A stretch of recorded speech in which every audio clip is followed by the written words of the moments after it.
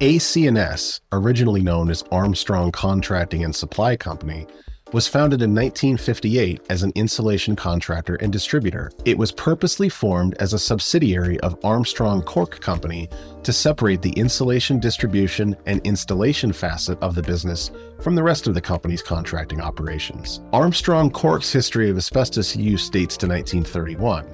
However, AC&S did not manufacture its own asbestos-containing products.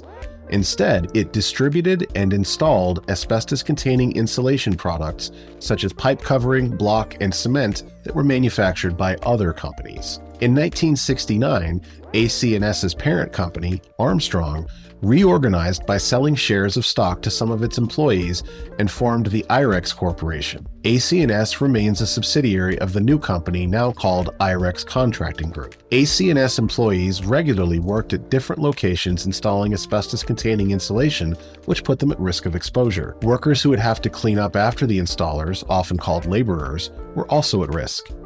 Asbestos injury claims against Armstrong began in the late 1960s. AC&S filed for Chapter 11 bankruptcy in 2002 due to the financial burden of facing hundreds of thousands of claims over decades. In 2008, AC&S created the Asbestos Settlement Trust under its Chapter 11 plan of reorganization, and it began accepting claims on May 26 of 2009.